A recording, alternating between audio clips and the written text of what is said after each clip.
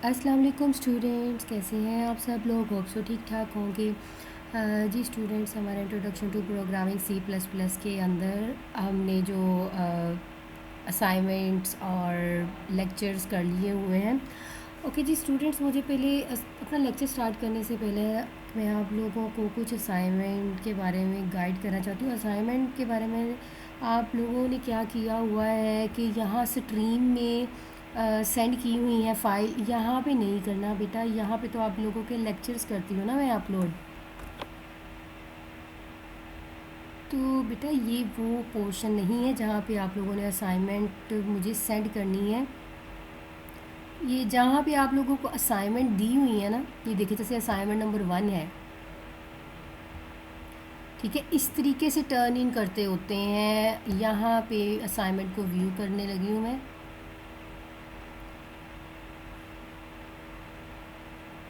Actually अभी देखिएगा कि ये ऐसे जिन्होंने तो सिंपल टर्न इन की हुई, ये देखें, मुझे यहाँ पे आपने सेंड करनी है। इसी पोर्शन के अंदर ही बेटा आप लोगों ने अपनी असाइनमेंट्स को शेयर करना है। वो जिन्होंने जैसे कि यहाँ आमना इजाज़ है, इसकी मिसिंग है, यहाँ पे मिसिंग है, तो ये मिसिंग इसीलिए ही शो हो रहा है जिन बच्चों का, उन्होंने यहाँ पे मुझे सेंड नहीं की और सिंपल टर्न इन कर दिया हो। तो ऐसे नहीं होना चाहिए, बिकॉज़ यहाँ पे आप लोगों की ग्रेडिंग है, उधर नहीं है। स्ट्रीम के ऊपर किसी ने सेंड नहीं करना। सिर्फ अपने पोर्शन पे जाएंगे, वहाँ पे सेंड का जो है वो सिंबल होता है, ठीक है। उसके ऊपर जाना है आप लोगों ने और अपनी फ़ाइल को सेंड करें यहीं पे। ऐसे मुझे शो होगी यहाँ पे। तो प्लीज़ काइंडली जो बाकी स्टूडेंट्स भी हैं उनको भी चाहिए दूसरों को गाइड कर दें। अब तो मैंने ऑलरेडी आप लोगों को गाइड कर दिया है, तो बी केयरफुल। मुझे स्ट्रीम में नहीं चाहिए। स्ट्रीम के अंदर जो भी आप लोगों ने की थी वो मैंने डिलीट कर दी। आप देख सकते हैं मुझे यहाँ पे कोई नज़र नहीं आ रही, क्योंकि मैंने डिलीट कर दी और मैंने अब यहाँ पे डिसकनेक्ट कर दिया। कोई भी सेंड नहीं कर सकता स्ट्रीम में, क्योंकि यहाँ पे टीचर का काम है। मैंने लेक्चर अपलोड करने, मैंने अटेंडेंस अपलोड करनी है। आपने बस जो अटेंडेंस है वो लगानी है और लेक्चर सुनने। जो पोर्शन आपको मेंशन है असाइनमेंट का, वहाँ पे टर्न इन करें।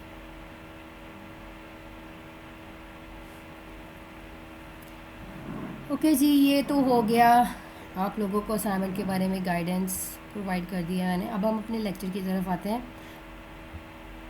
ओके जी स्टूडेंट्स, हमने इससे प्रीवियस जो था वो फंक्शन को स्टार्ट किया हुआ था। फंक्शन में मैंने बताया आप लोगों को local variable, global variable function कैसे बनाते हैं, फंक्शन को कॉल कैसे करते हैं, और फंक्शन के अंदर रिटर्न टाइप कैसे देते हैं, फंक्शन के पैरामीटर्स के अंदर हम कैसे जो है वो कॉल करते हैं वैल्यूज़ को, पैरामीटर्स को, आइडेंटिफायर्स को। तो वो हमने उस बुक से कर लिया हुआ है। तो एक्चुअली यहाँ पे इसलिए आप लोगों को इस बुक से करवाया है ताकि आप लोगों के लिए इजी हो, आप लोगों को अंडरस्टैंडिंग जो है वो आ जाए। अदरवाइज़ बुक आप लोगों की वही है, तो इट्स अप टू यू। आप लोग अंडरस्टैंड करें कॉन्सेप्ट को, अपने नोट्स बना लो ताकि आप लोगों को कोई भी प्रॉब्लम ना हो। ओके जी, हम अपनी बुक की तरफ आते हैं। चैप्टर नंबर 6 है। पेज नंबर देख लें, 240 है, यहाँ पे मेंशन होता है, ठीक है। पेज नंबर टॉप पे मेंशन है, चैप्टर नंबर 6 है। ये हेडिंग से भी पता चल जाता है चैप्टर नंबर कौन सा है। तो मैथ लाइब्रेरी फंक्शंस हैं। तो अब यहाँ पे बस हमने ओवरव्यू करना है, क्योंकि हमने ऑलरेडी वहाँ पे बड़ा डिटेल में कर लिया हुआ है। Sometimes functions such as main are not member of class. Such functions are called global function. तो ये फंक्शन कौन से होते हैं? आपके ग्लोबल फंक्शन होते हैं। तो हमें ग्लोबल फंक्शन पता ही है कि हमने कैसे कॉल किया था। ग्लोबल फंक्शन हम मेन फंक्शन के बाहर कॉल कर लेते हैं, ठीक है। वो कहीं पे भी हम यूज़ कर सकते हैं।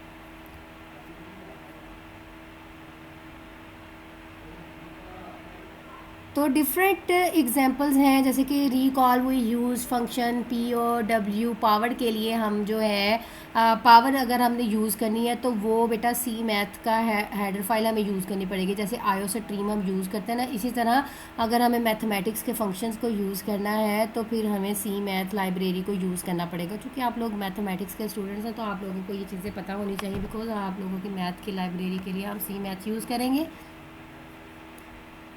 तो इसको लगाएंगे इस फंक्शन को, जैसे कि हम आयोस्ट्रीम यूज़ करते हैं इसी तरह हम इसको भी अटैच करेंगे, आयोस्ट्रीम के नीचे लिख देंगे, जैसे हमने आयोस्ट्रीम लिखा होता है हैश आयोस्ट्रीम का सी मैथ लिख देंगे। तो जैसे आप फंक्शन को कॉल करना चाहते हो, स्क्वायर रूट यूज़ करना चाहते हो, तो ये भी स्क्वायर रूट है। स्क्वायर रूट किसका लेना है, 900 का, तो इस तरीके से हम लेते हैं। उस तरह तो हम मैथमेटिक्स में स्क्वायर रूट बना देते हैं, इसमें ऐसे नहीं होता। इसमें हमने square root reserve function use करना है।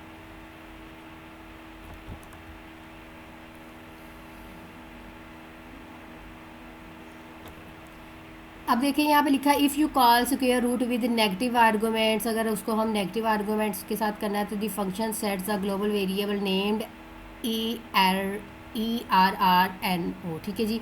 इसके साथ हम लिखेंगे to the constant value E DOM. तो नेगेटिव हमने ऐड करना तो ये लिखेंगे। तो ये आगे सारी चीज़ें आएंगी, तो इसमें कंफ्यूज होने की ज़रूरत नहीं है कि ये क्या बता रही हैं मैम। फंक्शन आर्गूमेंट्स में भी कांस्टेंट, फंक्शन आर्गूमेंट आपके में भी कांस्टेंट हो सकते हैं, वेरिएबल्स और more complex expressions. If C is equal to this and D is equal to this and F is equal to this, तो ये आपको मेंशन कर दिया वैल्यू। और हमें पता है कि जब हमने कोई चीज़ प्रिंट करवानी होती है C++ के अंदर तो हम सी आउट यूज़ करते हैं, देन हम इंसर्शन ऑपरेटर यूज़ करते हैं। फिर ये मैं स्क्वायर रूट लेना चाह रही हूँ, तो स्क्वायर रूट के अंदर मैं लिखा हुआ है C प्लस मल्टीप्लाई एफ़, तो पहले मल्टीप्लाई होगा फिर वो प्लस हो जाएगा।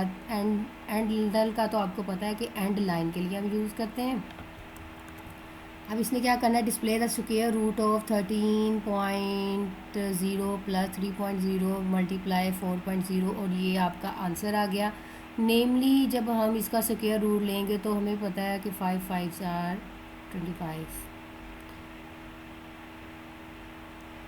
तो यहाँ पे ये डिफरेंट फंक्शंस हैं। आप लोगों को मैथमेटिक्स के स्टूडेंट्स हैं, आप लोगों को तो ये फंक्शन ज़्यादा पता होंगे क्योंकि मैथमेटिक्स की लाइब्रेरी है ये। सील एक्स कॉस ट्रिग्नोमेट्री के लिए यूज़ करते हैं। सील किस लिए यूज़ करते हैं, round X to the smallest integer not less than X, इसलिए हम यूज़ करते हैं राउंड अबाउट। जैसे कि सील 9.0 इज़ 10, तो ये इसके रिप्रेजेंट करती है। Ceil -9.8 is -9.0, rounds x to the smallest integer not less than x, x से लेस नहीं होना चाहिए। कोस का तो पता ही है, trigonometric cosine of x, x is the radians, तो आप कोसाइन के लिए ऐसे यूज़ करेंगे कॉस। एक्सपोनेंशियल के लिए हम ये यूज़ करते हैं, और यहाँ पे जैसे कि हम पावर लेते हैं तो हम इसे C++ में ऐसे यूज़ करेंगे। एब्सोल्यूट वैल्यू के लिए हम एफ एब्सोल्यूट एक्स यूज़ करेंगे। तो ये इसके आंसर बता रहे हैं ना बच्चों। फ्लोर मतलब कि राउंड अबाउट, जैसे कोई सील वैल्यू थी तो round x of the largest integer not greater than x, तो ये इसका आंसर ये है 9.0 -10.0। एफ मॉड रिमाइंडर्स के लिए एफ़, लेकिन अब एफ़ है तो बेटा ये किस लिए है, किसका मॉडुल जो मॉडुलस ले रहे हैं, रिमाइंडर ले रहे हैं फ्लोटिंग वैल्यू का, ठीक है जी, पॉइंट्स नहीं, पॉइंट्स वाली वैल्यू का। लॉगरिथम के लिए ये नेचुरल बेस हम यूज़ करते हैं, तो हम इस तरीके से लिखेंगे लॉगरिथम 10 लेना है। तो ये फंक्शंस रिजर्व फंक्शंस हैं। साइन के लिए, स्क्वायर रूट के लिए, टेंजेंट के लिए मतलब टेन, जिसे हम सिंपल इन अदर वर्ड्स कहते हैं। तो ये थे आप लोगों के मेन लाइब्रेरी फंक्शंस मैथमेटिक्स के। अब function definitions with multiple parameters, तो फंक्शन डेफिनेशन मल्टीपल पैरामीटर्स मैंने कहा इससे प्रीवियस लेक्चर में आप लोगों को पैरामीटर्स बताए हैं क्या होते हैं। फंक्शन के अंदर हम पैरामीटर्स लिखते हैं, तो मैंने उसके साथ भी आप लोगों को एग्जांपल करके दिखाई थी, तो आप लोग प्रीवियस लेक्चर को भी सुन सकते हैं, वहाँ पे तो मैंने प्रॉपर प्रैक्टिस बताई थी आप लोगों को करके। जी स्टूडेंट्स, ये है आपकी हैश इंक्लूड और स्ट्रिंग। अब देखें स्ट्रिंग जैसे आयो स्ट्रीम है, स्ट्रिंग भी एक हेडर फाइल है, तो प्रोग्राम यूज C++। स्ट्रिंग जैसे कि कांस्टेंट लाइक कुछ भी ABC के वर्ड्स, राइटिंग, कुछ भी लॉन्ग लिखना हो उसके लिए हम स्ट्रिंग यूज़ करते हैं। तो ये क्लासेस का कॉन्सेप्ट है, अभी क्लासेस का कॉन्सेप्ट नहीं, अभी आप लोगों को फंक्शन का कॉन्सेप्ट के अंदर ही रखना है। तो ये चीज़ें हम बाद में देखेंगे कि क्लासेस क्या होती हैं।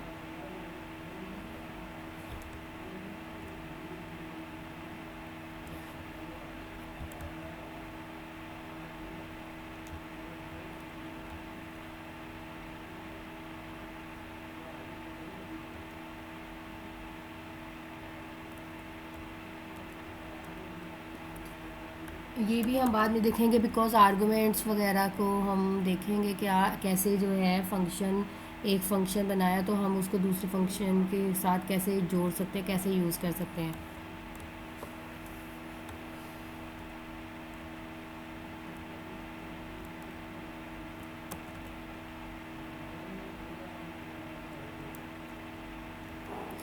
Function prototype for maximum member function, maximum prototype indicate करते हैं जैसे कि आप लोगों के फॉर्मल पैरामीटर। यस, मुझे याद आया कि मैंने आप लोगों को ये भी बताए हुए हैं। तो फॉर्मल पैरामीटर्स क्या होते हैं?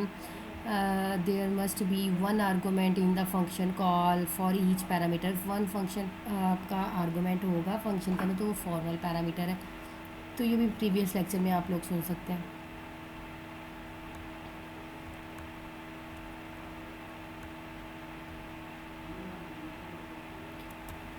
यस, मैंने रिटर्न जो है आप लोगों को returning control from a function और टू इट्स कॉलर ये भी करके दिखाया हुआ है कि रिटर्न एक्सप्रेशन जो भी हमने लिखना है, एक्सप्रेशन को पढ़ना है, वो मेंशन कर दें यहाँ पे। Function prototypes and argument correct coefficient.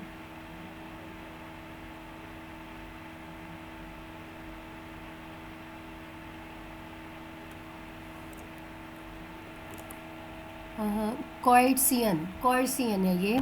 Argument मतलब कैसे पास करते हैं, फंक्शन की डिक्लेरेशन करते हैं। अब function prototype also called function declaration. तो फंक्शन को डिक्लेयर करना आप लोगों को बताया हुआ है कि ये कंपाइलर के नेम, कैसे उसको कॉल करना है, फंक्शन कैसे बनाना है, फंक्शन के अंदर पैरामीटर कैसे पास करने हैं। तो ये कन्फ्यूजन नहीं होनी चाहिए आप लोगों को कि ये मैंने चीज़ें नहीं बताई, ये ऑलरेडी सारा कुछ जो है वो आप लोगों को गाइड कर दिया हुआ। जी स्टूडेंट्स, ये देखें वॉइड का तो मतलब पता है ना कि इसका मतलब होता है returning no value, zero, nothing.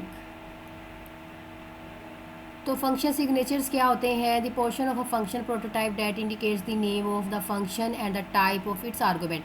आपका जो प्रोटोटाइप है फंक्शन की, उसका पोर्शन है फंक्शन का जो नेम है और उसकी जो टाइप्स है और उसके अंदर जो हम आर्गुमेंट पास कर रहे हैं ना बच्चों, उसको हम कहते हैं फंक्शन के सिग्नेचर, और सिंपली हम उसको सिग्नेचर कहते हैं। तो इसमें कंफ्यूज होने की ज़रूरत नहीं, आगे एग्जांपल दी हुई है, इससे क्लियर हो जाना है कि फंक्शन सिग्नेचर क्या है। Function signature doesn't specify the function return type. आपका जो फंक्शन सिग्नेचर है उसने आपकी रिटर्न टाइप को स्पेसिफाई नहीं करना। Function in the same scope must have unique signature, और वो यूनिक सिग्नेचर होते हैं। तो ये देख लें, the scope of function is region of a program in which the function is known as and accessible.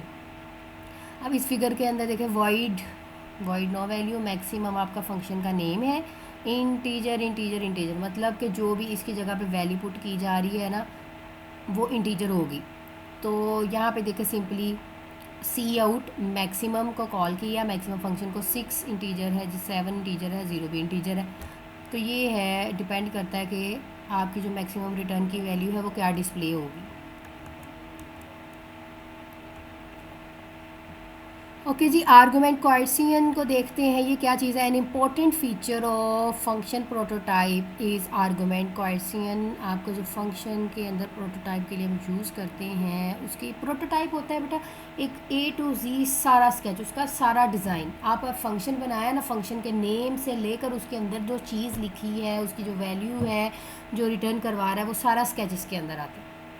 Such as forcing arguments to the appropriate type specified by the parameter declaration. जो भी आपने parameter parenthesis के अंदर चीज़ें लिख रहे हो वो डिक्लेयर करना। For example a program can call a function, एक प्रोग्राम जब एक फंक्शन कॉल करता है विद एन इंटीजर आर्गूमेंट, एक इंटीजर आर्गूमेंट के साथ, even though the function prototype specify a double argument, the function will still work correctly. अब उसको फ़र्क नहीं पड़ता इंटीजर आर्गूमेंट कॉल किया लेकिन वो डबल के साथ आपने बनाया हुआ है तो it's okay.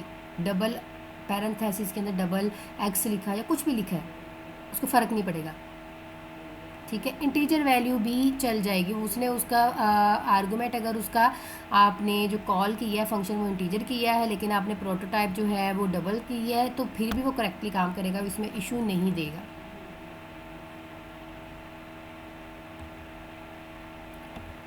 Argument promotion rules and implicit convert करना, एक जगह से दूसरी जगह पे कन्वर्ट करना, इम्प्लिसिट निकालना। तो यहाँ पे डिफरेंट डेफिनेशंस हैं, उसको देख लेते हैं। Argument values that don't correspond precisely to the parameter type in the function prototype can be converted by the compiler to the proper type of before the function is called. These conversions occur as specified by C++ promotion rules. तो इस promotion rule को क्या कहते हैं? Implicit conversion that compiler can perform between fundamentals type. तो यहाँ पे जो एक चीज़ को दूसरी चीज़ के अंदर कन्वर्ट करना, this is called implicit procedure. Like जैसे इंटीजर है, can be converted to a double, okay, integer to double conversion या किसी में भी कन्वर्ट करना, this is called implicit conversion rule.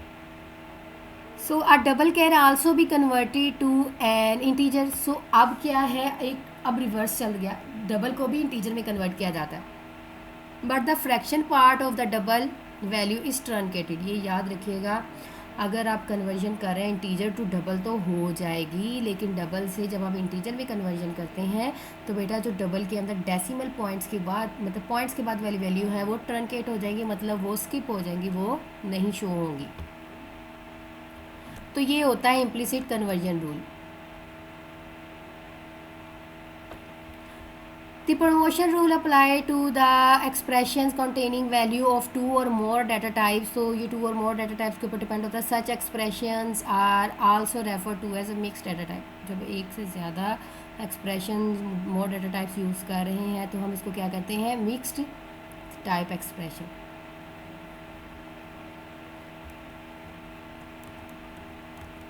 तो यहाँ पे जो प्रमोशन हायरार्की है आपके अरिथमेटिक डाटा टाइप्स की, तो ये देख लेते हैं। हाँ जी, लॉन्ग डबल, हाँ जी, अगर बहुत ज़्यादा डबल वैल्यू लंबी है तो उसके लिए हम long double data type use करेंगे। सिंपल डबल, फ्लॉट के लिए भी डबल, मतलब डबल हम बहुत ज़्यादा होती है ना पॉइंट्स वाली, डबल के लिए यूज़ करते हैं। फ्लॉट पॉइंट्स वाली वैल्यू सिंपल थोड़ी सी हैं, उसके लिए फ्लॉट।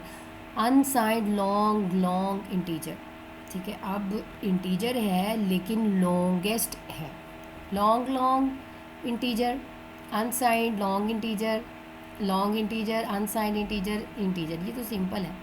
अब बहुत ज़्यादा शॉर्ट है, जैसे कि 1 2 3, उसके लिए हम इंटीजर शॉर्ट भी यूज़ कर सकते हैं, short integer, unsigned short integer. अब करेक्टर है अनसाइंड 4 एंड साइन 4, ये आप लोगों की ये वैल्यू है, ये डाटा टाइप्स है। बूल, जी हाँ, बूलियन के लिए 0 और 1 वैल्यूज़ के लिए, तो ये डिफरेंट अरिथमेटिक डाटा टाइप्स हैं।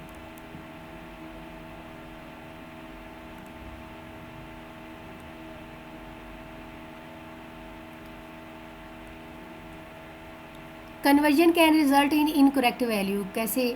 Converting value to lower fundamental type, जब हम कन्वर्ट करते हैं लोअर फंडामेंटल टाइप की, can result in incorrect value, तो वो क्या करती है? इनकरेक्ट वैल्यू देती है। Therefore a value can be converted to a lower fundamental type only by explicitly assigning the value to a variable to a lower type. तो अगर आपकी कन्वर्जन सही नहीं है तो वो इनकरेक्ट वैल्यू शो करवाएगी।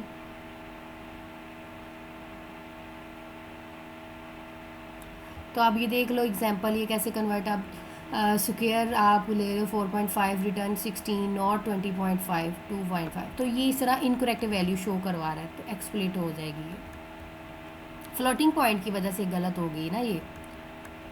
उसके बाद आते हैं आपकी C++ स्टैंडर्ड लाइब्रेरी हेडर्स। जी हाँ, जब आप फंक्शन यूज़ कर रहे हैं तो उसके लिए हेडर फाइल्स भी तो ज़रूरी है ना, इसके बगैर गुजारा नहीं है। अगर आप लोगों के फादर मदर ना हो तो आप लोगों को सरनेम कैसे मिलेगा, तो ये चीज़ ज़रूरी है, इसमें भी हेडर फाइल बहुत इंपॉर्टेंट है, अदरवाइज़ आप फंक्शन यूज़ नहीं कर सकते। आईओ स्ट्रीम है, जी हाँ, ये तो आप लोगों को पता है कि इसके बगैर तो प्रोग्राम चलना ही नहीं है। इनपुट आउटपुट स्ट्रीम जितनी भी है वो इसी फंक्शन की वजह से चलती है, इसी हेडर फाइल की वजह से चलती है। आईओ मैनिपुलेशन, आईओ मैनिप, मैनिपुलेशन के लिए यूज़ करते हैं फॉर्मेट, जैसे कि इनपुट आउटपुट को हमने देना ही है, एक स्ट्रीम, एक फॉर्मेट, एक तरीका कर देना है, एक प्रोटोटाइप देनी है, तो आईओ मैनिपुलेशन यूज़ कर लेते हैं। सी मैथमेटिक्स की लाइब्रेरी को यूज़ करने के लिए करते हैं। सी स्टैंडर्ड लाइब्रेरी आपकी कन्वर्जन प्रोसीजर के लिए यूज़ करते हैं, मतलब नंबर से टेक्स्ट और टेक्स्ट से number, memory allocation, random numbers, etc के लिए हम ये वाली जो सी स्टैंडर्ड लाइब्रेरी यूज़ करते हैं। सी टाइम, जी हाँ, टाइम वगैरह, टाइम और डेट वगैरह मेंशन करने के लिए हम देते हैं कि रन टाइम पे डेट क्या है, वो चीज़ सी टाइम हम लाइब्रेरी को यूज़ करेंगे, हेडर फाइल यूज़ करेंगे। एरे, जी एरे भी एक सीक्वेंस होता है, तो एरे जब पोर्शन आएगा तो आप लोगों को ज़्यादा क्लियर समझ आ जाएगी कि एरे क्या चीज़ होती है। स्मॉल मेमोरी एरिया होता है जिसमें हम एक सीक्वेंस में वैल्यू को जो है वो स्टोर कर लेते हैं, तो जब ये आएगा टॉपिक तब हम देख लेंगे। Vector list, forward list, D Q, stack, mapping के लिए unordered map, ordered set, bit set. C type, आपकी जो सी टाइप है ये करेक्टर्स की टाइप को स्पेसिफाई करने के लिए, like character is a digit और पंक्चुएशन, ठीक है, इस चीज़ को स्पेसिफाई करने के लिए। लोअर लेटर है, अपर लेटर है, वाइस वर्सा, ये सी टाइप इस चीज़ को रिप्रेजेंट करेगा। सी स्ट्रिंग, आपकी जो सी स्टाइल है उसको स्टाइलिंग प्रोवाइड करना, स्ट्रिंग का स्टाइल, लिखने का स्टाइल, ठीक है, ये सारी चीज़ें इसके अंदर आएगी। Type information, run time type identification करना, उसके बाद data type at execution time, जो भी आप मेंशन करना चाहें। तो ये डिफरेंट लाइब्रेरीज़ हैं, हेडर फाइल्स हैं, ये आप लोगों को पता होनी चाहिए। एक्सेप्शन है, एक्सेप्शन हैंडलिंग, क्लासेस के लिए हम यूज़ करते हैं स्टैंडर्ड एक्सेप्ट, ये भी हम क्लासेस को यूज़ करने के लिए करते हैं, फाइल हैंडलिंग के लिए करते हैं। मेमोरी को स्टोर करना है, कहाँ पे वैल्यू स्टोर करनी है, मेमोरी को एलोकेशन कैसे देनी है, ये प्रोग्राम कहाँ पे जाएगा, लाइक स्टोरेज वगैरह से मेमोरी का ताल्लुक है। एफ स्ट्रीम, जी हाँ, ये तो टोटली आप लोगों की फाइल्स और डिस्क वगैरह के अंदर कैसे वैल्यू जो है, आप ये कैसे प्रोग्राम जो है, कहाँ पे प्रोग्राम आपको कॉपी पेस्ट करना है, तो एफ स्ट्रीम ने वो काम करना है। स्ट्रिंग, सिंपल स्ट्रिंग है जी, स्ट्रिंग जो है स्टैंडर्ड लाइब्रेरी है, इसने सिर्फ क्लासेस स्ट्रिंग कैसे प्रोसेसिंग होगी आपकी स्ट्रिंग की। स्ट्रिंग क्या होती है, ये भी तो स्ट्रिंग ही है ना एक, अगर इसको डबल कोट्स में लिख दो तो एक स्ट्रिंग बन जाएगी।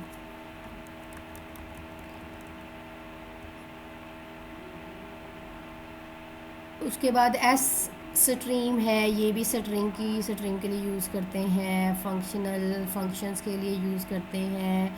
आइटरेटर्स, एक्सेसिंग डाटा जो भी हेडर फाइल्स के अंदर होगा। एल्गोरिथम्स के लिए, जैसे एल्गोरिथम्स वगैरह लिखने हो, मैथमेटिक्स के अंदर मैनिपुलेशन करनी हो। कैसेट, एडिंग करना, डायग्नोसिस, मैक्रोज वगैरह, डीबगिंग प्रोसीजर, अगर कोई एरर्स वगैरह आ गया हुआ है तो डीबग करने के लिए यूज़ करते हैं। अब कोई कीड़ा होता है ना, उसके लिए हम वैक्सीन वगैरह यूज़ करते हैं। तो इसी तरह ये होता है कि अगर आपके प्रोग्राम में वायरस आ गया है, बग आ गया है, तो कैसेट जो है वो प्रॉपर आपको बताएगा कि यहाँ पे एरर है। C float, containing floating points, limit size देने के लिए। C limit, integral size limits देने के लिए। सी स्टैंडर्ड इनपुट आउटपुट के लिए यूज़ करते हैं। सी स्टाइलिंग के लिए। लोकेल, मतलब ये सारी चीज़ें इन डिटेल में लिखी हैं, तो आप लोग इसको थॉरली रीड आउट कर सकते हैं। Limits, numerical data limits provide करनी है। यूटिलिटी, कि आपको कौन कौन सा फंक्शन यूज़ करना है, कौन कौन सा नहीं यूज़ करना, जो भी यूज़ करना है वो रन टाइम पे हम यूज़ कर सकते हैं। तो ये बेटा डिफरेंट लाइब्रेरी से डिफरेंट फंक्शंस बताएं, तो इसको कॉपी पेंसिल के ऊपर लिख लें, इनके यूजेस भी आप लोगों को पता होने चाहिए।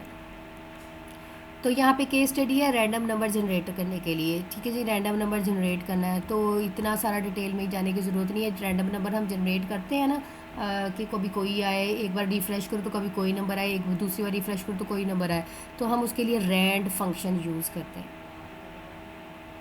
ठीक है जी।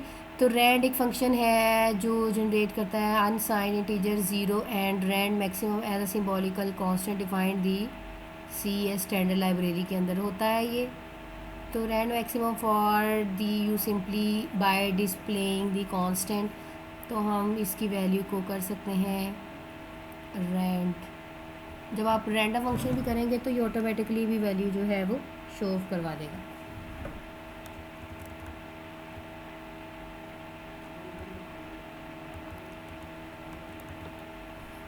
अब जैसे कि हम लूडो खेलते हैं, उसका उसका जो डाइस होता है, rolling a 6 sided die, simulate 20 rolls of 6 sided die and display the value of each roll. The function prototype for the rand function is in C standard library to produce integers in the range of 0 to 5. अब इसकी जो range है वो 0 से लेकर 5 तक होगी, मतलब कि we use the modulus operator with rand as follows. ऐसे हम यूज़ करेंगे रैंड और उसके बाद मॉडुलस और 6। This is the scaling. ये क्या है? स्केलिंग है। The number 6 is called the scaling factor. When then shift the range of number produced by adding 1 to our previous result, तो वो उसके साथ उसी के कम्बिनेशन के साथ जो है वो रिज़ल्ट शो करवाता जाएगा। तो ये देखिए जी, आयो स्ट्रीम, आयो मैनिपुलेशन, CS स्टैंडर्ड लाइब्रेरी लगाई है। ये हम यहाँ पे किस लिए यूज़ कर रहे हैं? रैंड के लिए यूज़ कर रहे हैं, मतलब कि रैंडम नंबर शो करवाने के लिए। अब रैंडम नंबर देखिए 1 से लेकर 6 तक है, तो इसी तरह शफलिंग होती जाएगी, कभी कहाँ से स्टार्ट हो रहा है कभी, मतलब अब ये नहीं है कि अब चलते जाएंगे, जितनी उसके पॉसिबल्स कम्बिनेशन होंगे वो शो हो जाएंगे। जैसे कि इंट मेन अब ये लगाई है आपकी मेन फंक्शन है, उसके अंदर लूप लगी हुई है, फॉर अनसाइंड इंटीजर यूज़ किया हुआ है। काउंटर इज़ इक्वल टू 1, हमें पता है फॉर लूप कैसे लगती है, तो ये इसके अंदर ही एक वेरिएबल जो है वो डिक्लेयर कर लिया और उसी को वैल्यू भी असाइन कर दी है। फिर उसके बाद आपको पता है टर्मिनेटर लगता है, काउंटर मतलब लेस दैन 20। अब इसकी इतनी रेंज देनी है, लेस दैन और इक्वल टू 20, और प्लस प्लस प्री इंक्रीमेंट करवा रहे हैं, प्लस प्लस। तो अब ये सी आउट क्या है? सेट विड्थ ने क्या करना है? मैंने सेट विड्थ का आप लोगों को ऑलरेडी बताया हुआ है। सेट विड्थ ने क्या करना है, मतलब 10 तक विड्थ को सेट कर देना, मतलब बॉक्सेस बना देना 10, समझ लेके 10 बॉक्सेस बना दिए। विड्थ इतनी है, इससे ज़्यादा एक्सीड नहीं होगी। अगर मैं यहाँ पे 12 दूँगी तो 12 कॉलम बन जाएंगे, 15 दूँगी तो 15 कॉलम्स बन जाएंगे। तो ये विड्थ का, सेट विड्थ का फंक्शन है। इंसर्शन ऑपरेटर है यहाँ पे 1 plus rand modulus 6। Pick random number from 1 to 6 and output it. 1 से लेकर 6 तक शो करवाएगा, तो इसने 1 से ऐड होते जाना और 6 तक जो है वो शो करवाना है। If counter is divisible by 5 start a new line of output. अगर वो डिविजिबल बाय 5 होगा तो वो न्यू लाइन से स्टार्ट हो जाएगा। अब देखो, if counter modulus 5 is equal to 0, अगर वो 0 के इक्वल आ जाएगा तो उसको एंडल करवा देगा। अब ये देख लें 6 5 6 6, ठीक है। अब क्या हुआ कि अगर ये काउंटर का रिमाइंडर 5 इज़ इक्वल टू 0 आ गया, मतलब पूरा पूरा 0 के इक्वल हो गया, डिविजिबल बाय मतलब इक्वल हो गया। मॉडुलस क्या होता है? अगर वो 0 के इक्वल आ जाए तो वो उसको क्या करवा देगा? एंड लाइन करवा देगा। तो यहाँ पे एंड लाइन होगी, ठीक है। तो देन वो न्यू लाइन से स्टार्ट करेगा।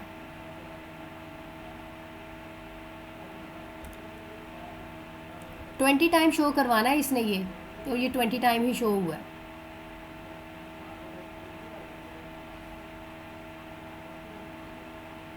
अब देखो यहाँ पे 5 आया होगा इसके बाद, तो उसने क्या किया? न्यू लाइन से स्टार्ट कर ली, ठीक है। अब इसके भी एंड पे 5 आया होगा तो उसने न्यू लाइन से स्टार्ट कर ली। तो ये इस तरह जो है वो न्यू लाइन से स्टार्ट हो रहा है।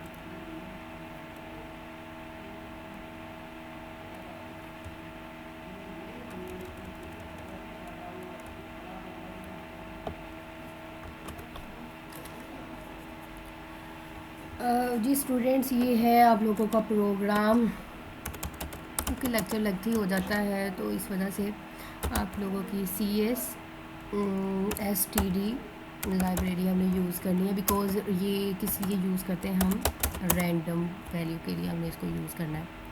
तो ये आप लोग देख लें।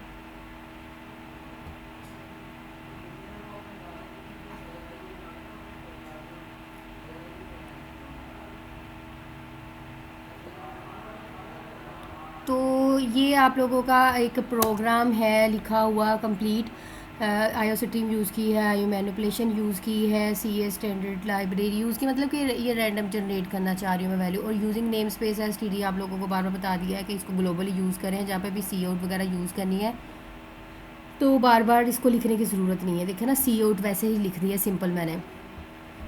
मेन बॉडी स्टार्ट की, मुझे लूप चलानी है 20 टाइम्स। ओके, तो मैंने फॉर लूप यूज़ की, चूँकि जब लूपिंग 20 टाइम्स की बात कर लिए तो लूप के लिए फॉर लूप यूज़ कर लिए। अनसाइंड इंटीजर यूज़ करनी हो तो कोई बात नहीं, आप सिंपल इंटीजर भी बना सकते हो, वो आपके ऊपर डिपेंड करता है। मतलब कि मैं नेगेटिव वैल्यू नहीं शो करवाना चाह रही हूँ, पॉजिटिव शो करवाना चाह रही हूँ, ठीक है जी। अनसाइंड में मतलब पॉजिटिव ही रहेंगी। काउंटर इज इक्वल टू 1, मैंने एक वेरिएबल डिक्लेयर करा, उसको वैल्यू साइन कर दी 1 से स्टार्ट हो, और काउंटर के कहाँ तक जानी चाहिए, 20 टाइम शो करवानी है, लेस दैन और इक्वल टू 20 टाइम शो होगी, प्लस प्लस इंक्रीमेंट होता जाए उसके अंदर। अब ये तो इसने तो काम इंक्रीमेंट करना है, बाकी अंदर वाला काम किसने करना है, इस जो भी हमने कंडीशन अंदर लगाई होगी वो। तो यहाँ पे सी आउट, ठीक है जी, C out set width, set width के लिए यूज़ कर रही हूँ। यहाँ पे विड्थ इन्होंने कितनी दी है देखें, यहाँ पे सेट विड्थ आप अकॉर्डिंग टू कर सकते हैं। ये इसलिए हम करते हैं ताकि मेमोरी जो है ना वो ज़्यादा ना यूज़ हो, डिपेंड करता है। ठीक है जी, विड्थ सेट कर दी है 10।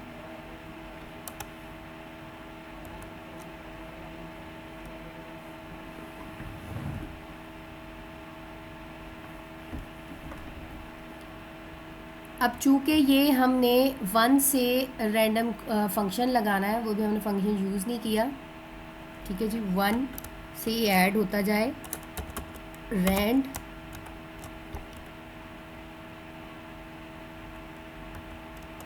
मॉडुलस, कहाँ तक, 6।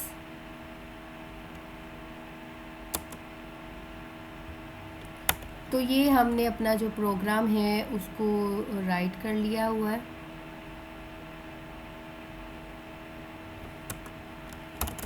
तो मैंने रैंड के नाम से ही इसको सेव कर लिया। तो ये आप लोग अपनी मर्ज़ी है, जैसे मर्ज़ी सेव करें। मतलब कि विड्थ सेट करती है, अब रैंडम वैल्यू शो करवानी है, लेकिन अब जो ये रैंडम वैल्यू है, ठीक है, इसने कहा कि 20 टाइम शो करवानी है, लेकिन कंडीशन मैंने नीचे दे दी, अगर आपकी जो काउंटर है इसके अंदर, ठीक है जी, इसके अंदर वैल्यू मॉडुलस 5, मतलब आप डिवाइड करें 5 के साथ, तो वो 0 के इक्वल आ जाए, मतलब पूरा पूरा डिवाइड हो जाए, ठीक है, कंप्लीट डिवाइड हो जाए। तो वो सिर्फ 5 ही डिवाइड हो सकता है ना, तो वो उसको क्या करवा दे, एंड लाइन।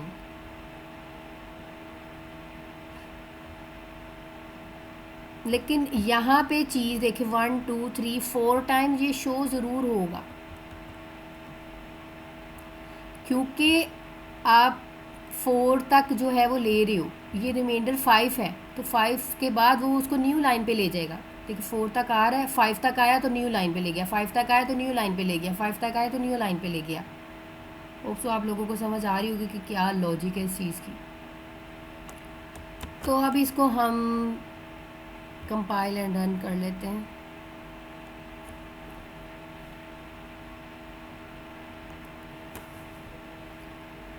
जी ये कंप्लीट हो गया इसका। अब हम इसको रन करते हैं, ये देख लें, जब वो मतलब 4 बार हुआ है, देखिए 4 बार ही हो रहा है। और अब आप लोग ये खुद देख लो, थोड़ा सा इतनी जगह से स्पेस आई है, ये इतनी स्पेस आई है, ये विड्थ होती है, ठीक है। तो 10 तक विड्थ सेट की हुई है, तो उसने लास्ट वाली जो विड्थ है वहाँ से अपनी वैल्यू को जो है वो स्टार्ट करवाना है, यहाँ से नहीं। ये मेरा तो लेफ़्ट साइड है ये वाला, तो इसने वैल्यू जो है वो इस साइड से स्टार्ट करनी होती है जब हम विड्थ सेट कर देते हैं। जब आप वो नहीं करेंगे तो उसकी कोई लॉजिक नहीं है। उसको भी देख लेते हैं रिमूव करके।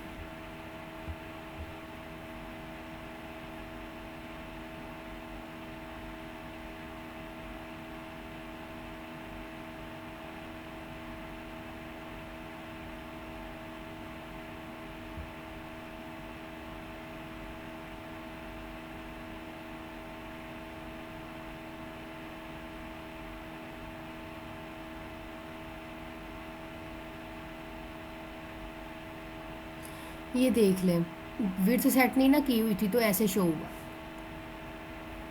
ये एंड लाइन तो दूसरी की वजह से शो हो रहा है ना, वो एंड लाइन तो इस वजह से शो हो रहा है, ये देखिए हैंडल की वजह से। लेकिन जब वो आपने विड्थ सेट की, उसको खूबसूरत बनाना, मैं वही कह रही हूँ, फंक्शंस यूज़ होते ही खूबसूरती के लिए। तो इसने क्या किया, सेट विड्थ की, रैंडम 1 से स्टार्ट हुआ, कहाँ तक चला, 6 का जो है वो मतलब 6 तक हमें वैल्यू शो करवानी है। लेकिन हमने कंडीशन भी रख दी कि अगर वो रिमाइंडर 5 आ जाए, मतलब 5th लाइन तक आए, 5th तक डिविजिबल हो, तो वो इक्वल टू 0 हो गया, मतलब अब 5th तक पहुंच गई है, तो अब वो उसको एंड लाइन करवा दे, न्यू लाइन से स्टार्ट कर ले, तो इससे आपका प्रोग्राम जो है वो एंड हो गया। तो ये लूप है, लूप के अंदर हमने ये स्टेटमेंट लिखनी थी। लेकिन अगर मैं ये नहीं लिखती ना, इसको भी रिमूव कर देते हैं, ठीक है, तो फिर सिर्फ और सिर्फ वो उसके हिसाब से शो करवाएगा। उसको अगेन कंपाइल कर लें।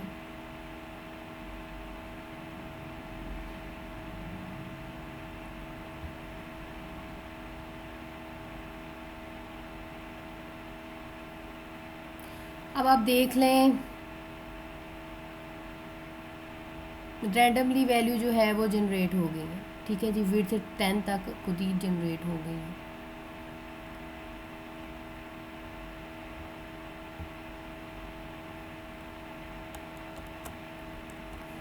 उसने कोई रिस्ट्रिक्शन नहीं लगाई उसके ऊपर, लेकिन ये था कि अगर 5th के डिविजिबल हो जाए तो वो उसको एंड लाइन करवाए, फिर वो नेक्स्ट लाइन पे शुरू हो जाए। ओके जी स्टूडेंट्स, लेक्चर बहुत लेंथी हो गया है, होप सो आप लोगों को ये समझ आ गया होगा कि रैंडम नंबर कैसे जनरेट हो रहे हैं। तो आप लोगों ने फंक्शन बनाने हैं, फंक्शन के ऊपर प्रैक्टिस करनी है, और ये इसके ऊपर भी प्रैक्टिस करें। तो बाकी हम नेक्स्ट लेक्चर में देख लेंगे। ओके जी स्टूडेंट्स, अपना बहुत सारा ख्याल रखिएगा। गुड लक, अल्लाह हाफिज़।